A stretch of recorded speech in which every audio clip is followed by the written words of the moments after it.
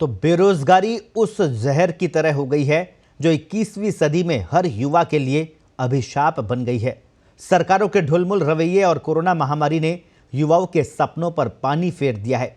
चुनाव से पहले जो राजनीतिक दल भारत के भविष्य यानी युवाओं से रोजगार का वादा कर वोट हासिल करते हैं, सत्ता हासिल करने के बाद वही अपने वादे से पलट जाते हैं। लिहाजा देश के लिए बेरोजगारी नासूर बन गई है। CMIE की ताज़ा रिपोर्ट राजस्थान सरकार के रोजगार देने के दावों की पोल खोल रही है। आखिर कैसे, देखिए इस खास रिपोर्ट में।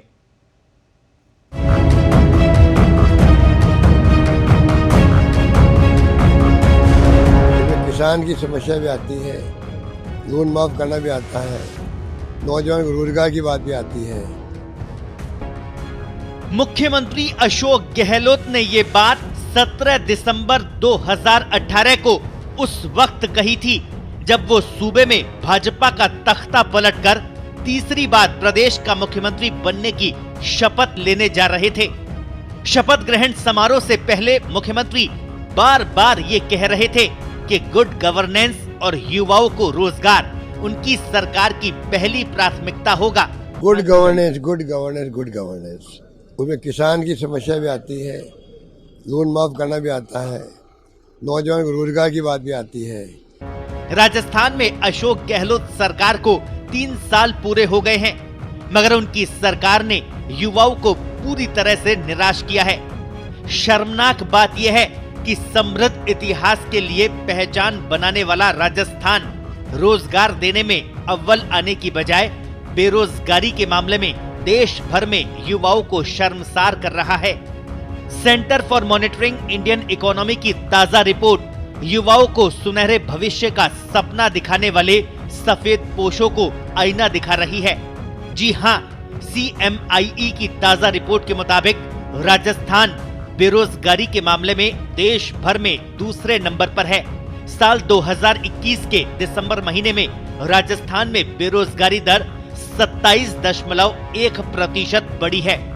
सरकार के दावों को मुंह चिढ़ाती रिपोर्ट सामने आने के बाद हमारे हुक्मरान इस बात से जरूर संतोष कर लेंगे कि बेरोजगारी में उनका पायदान पहला नहीं बल्कि दूसरा है।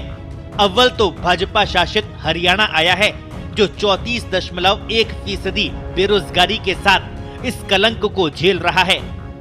कमोबेश हर भाषण में केंद्र की मोदी सरकार पर जुमलेबाजी का आरोप लगाने वाले मुख्यमंत्री अशोक गहलोत खुद को इस श्रेणी में लाने से बचा नहीं पाए।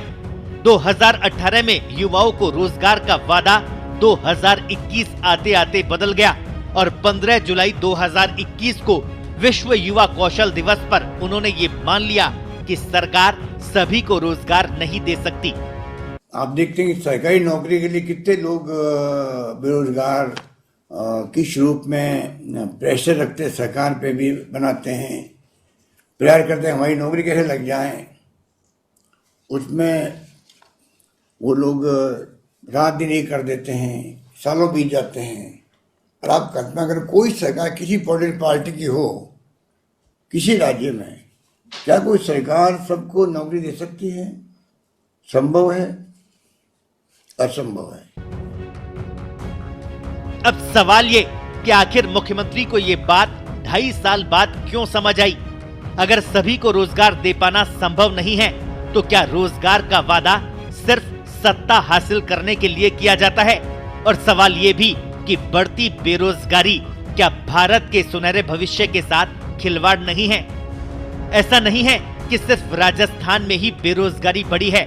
CMIE की रिपोर्ट को माने तो भारत में दिसंबर 2021 में बेरोजगारी दर 7.91% रही जो 4 महीने के उच्चतम स्तर पर है। इसका मतलब है कि देश में काम करने को तैयार हर 1000 वर्कर में से 79 लोगों को काम नहीं मिल पाया। देश के टॉप 5 बेरोजगार राज्यों की बात करें तो पहले नंबर पर राजधानी दिल्ली से सटा हरियाणा है जहां बेरोजगारी दर 34.1% है। दूसरे नंबर पर राजस्थान का नाम आता है जहां बेरोजगारी दर 27.1% है। तीसरा स्थान झारखंड का है जहां बेरोजगारी दर 17.3%। चौथे नंबर पर बिहार 16% बेरोजगारी दर और 15% बेरोजगारी दर के साथ जम्मू कश्मीर 5वें पायदान पर है। अब नजर उन राज्यों पर डालें जिन्होंने देश में बेरोजगारी दर में बढ़ोतरी के बावजूद बेहतर प्रबंधन से युवाओं को रोजगार देने की कोशिश की है। देश के टॉप 5 कम बेरोजगार राज्यों की बात करें तो सबसे कम बेरोजगारी दर कर्नाटक की है, जहां पर 1.4% बेरोजगार है। ओडिशा और गुजरात संयुक्त रूप से दूसरे नंबर पर है, जहां बेरोजगारी दर 1.6% है। छत्तीसगढ़ 2.1% और मध्य प्रदेश में 3.4% बेरोजगारी दर है। अब सवाल ये कि जब कर्नाटक युवाओं को रोजगार दे सकता है तो फिर राजस्थान क्यों इस रेस में पिछड़ता जा रहा है? देश के सबसे ज्यादा बेरोजगार और सबसे कम बेरोजगारी वाले राज्यों को तो आपने देख लिया। अब ये पड़ताल करते हैं कि आखिर पिछले 6 महीने में भारत में कैसे बेरोजगारों की संख्या में इजाफा हुआ है और कमी भी आई है। जुलाई महीने की बात करें तो देश में 6.96% बेरोजगारी दर थी। अगस्त 2021 में ये बढ़कर 8.32% हो गई। सितंबर 2021 कुछ सुखद रहा, बेरोजगारी दर कम हुई और आंकड़ा हुआ 6.86%। अक्टूबर में फिर बेरोजगारी बढ़ी 7.75%। नवंबर में यह आंकड़ा 7% पर रहा और दिसंबर 2021 में भारत की बेरोजगारी दर 7.91% हो गई। अर्थशास्त्रियों ने भी चिंता जताई है कि ओमिक्रॉन पिछली तिमाही में हुई इकोनॉमिक रिकवरी को नुकसान पहुंचा सकता है। कोरोना और ओमिक्रॉन के साये के बीच आई CMIE की रिपोर्ट ये इशारा कर रही है कि सरकारों का नींद से जागना बेहद जरूरी है, नहीं तो बेरोजगारी देश के लिए नासूर बन ही चुकी है। स्पेशल रिपोर्ट, पत्रिका टीवी।